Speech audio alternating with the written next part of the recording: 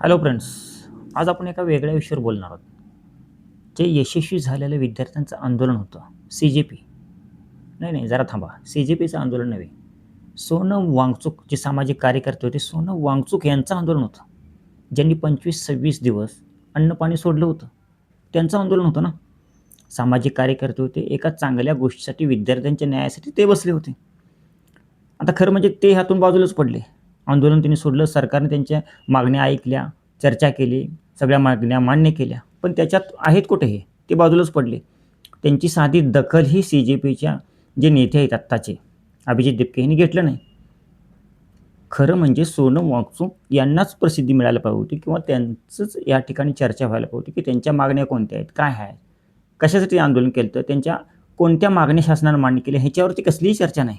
आणि आता सुद्धा आंदोलन यशस्वी झाल्यानंतर त्याच्यावर साधी चर्चा नाही, की सोनम वांगचुक आहेत कुठं, त्यांची तब्येत बरी आहे का, ते दवाखान्यातनं घरी गेलेत का, ह्याच्याबद्दल कसलीही चर्चा नाही. ना CJPच्या नेत्यांना आहे, कार्यकर्त्यांना आहे, ना जनतेला आहे, ना विद्यार्थ्यांना आहे.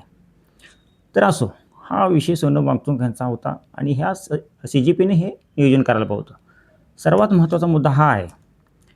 मित्रांनो, कोणतंही आंदोलन यशस्वी होण्यासाठी मग एखादी संघटना असेल, एखादं साधं मंडळ असेल, पक्ष असेल किंवा एखादी विचारधारा असेल, त्याला मांडण्यासाठी, व्यासपीठ मिळवण्यासाठी एक विचारधारा लागते, त्याला निधी लागतो, त्याला फंडिंग गोळा करावं लागतं, त्याचं नियोजन लागतं, ह्या सगळ्या गोष्टी कराव्या लागतात. साधं एक मंडळ जरी बघितलं तुम्ही, मंडळ जर काढायचं म्हटलं तर मंडळाच्या माध्यमातून बाबा आपण काय कार्य करायचं, गणेश चतुर्थीचं मंडळ करायचं का दुर्गामाताचं करायचं, हा प्रश्न समोर येतो. आणि ह्यासाठी लागणारा खर्च कोण फंड देणार, मग आपले कोण. आता ज्यांनी फंड दिला गणेश चतुर्थीसाठी, बाबा मूर्ती आणण्यासाठी, सजावटीसाठी किंवा इतर कार्यक्रम करण्यासाठी, सामाजिक कार्य करायसाठी समजा फंड दिला, ज्या लोकांनी बाबा जे आपले लोक म्हणतात, हे लोक, काही लोक म्हणतात हे आमचं मंडळ, मग जे आपले म्हणून जे फंड करतात, मदत करतात, पैसे देतात, मग ते आपल्या लोकांसाठी त्या मंडळाला काम करावं लागतं. तसाच मुद्दा आहे तर CJPच्या आंदोलनाच्या बाबतीत आहे. एवढ्या कमी कालावधीमध्ये इतकं मोठं आंदोलन उभारलं कसं, हा सर्वांना पडलेला प्रश्न आहे. एक भारताचा नागरिक म्हणून सर्वांना विचारण्याचा अधिकार आहे. इतक्या कमी कालावधीमध्ये 30 ते 35 दिवसामध्ये इतकं मोठं आंदोलन उभं केलं कसं, आणि उभं करण्यामध्ये कितीतरी यंत्रणा राबवत होती. जेवणापासून, नाश्त्यापासून, पाण्यापासून सर्व यंत्रणा राबवत होती, काम करत होती. हा पैसा आला कुठून? आता ज्या लोकांची विचारधारा तुम्ही, ठीक आहे, CJPनं आंदोलन केलं, विद्यार्थ्यांच्या प्रश्नासाठी केलं, नीट पेपर फुटीचा प्रश्न झाला, ठीक आहे. पण हे करत असताना ज्या लोकांनी फंडिंग केलं त्यांचा काहीतरी उद्देश असणार ना, आणि तो उद्देश CJPचे जे प्रमुख आहेत अभिजित दिपके यांच्यावर चर्चा केली असणार ना, की बाबा ह्या आंदोलनाच्या माध्यमातून आमचा काय लाभ होणार, आम्ही तुम्हाला फंडिंग करतो, पैसा देतो, पण आमचा फायदा काय, विद्यार्थ्यांचं आंदोलन ठीक आहे, हे आंदोलन झाल्यानंतर तुम्ही आमचा जो अजेंडा आहे, आमचा जो उद्देश आहे, हेतू आहे, तो पुढे तुम्ही न्यायला पाहिजे. आमचा काहीतरी लाभ होत असेल तर आम्ही तुम्हाला फंडिंग करणार किंवा निधी देणार. लाखो करोड रुपये लागत होते, रोजच्या जेवणाला लाखो करोड रुपये खर्च येत होते. इतका निधी जवळजवळ 30-35 दिवस झालं चालू होतं. काहीतरी उद्देश असणार ना. तर हा अजेंडा अभिजित दिपके इथून पुढे चालवणार आहेत का?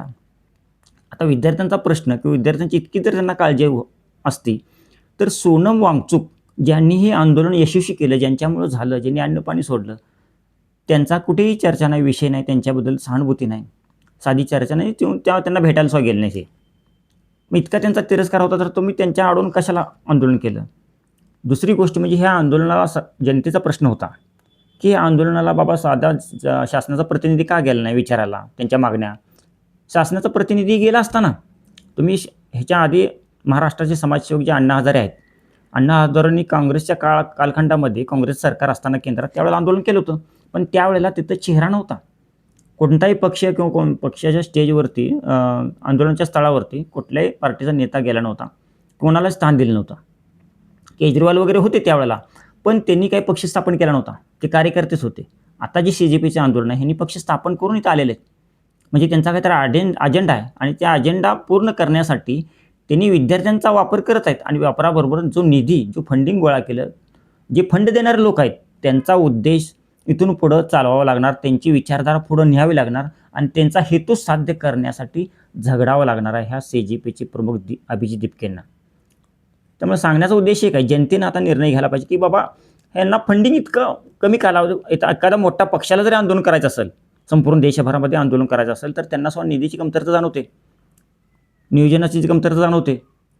तर ह्या नवीनच पक्षाला निधीची कमतरता कशी काय भासली नाही, हा अनुत्तरित राहिलेला प्रश्न आहे. आणि ह्या प्रश्नाचं उत्तर CJPचे प्रमुख जे आहेत अभिजित दिपके यांनी दिलं पाहिजे आणि जनतेला कळायला पाहिजे की ह्या आंदोलनाच्या आडून इथून पुढं हा कोणता अजेंडा चालू होता किंवा कोणत्या लोकांना हे लाभ व्हायला लागला आहे.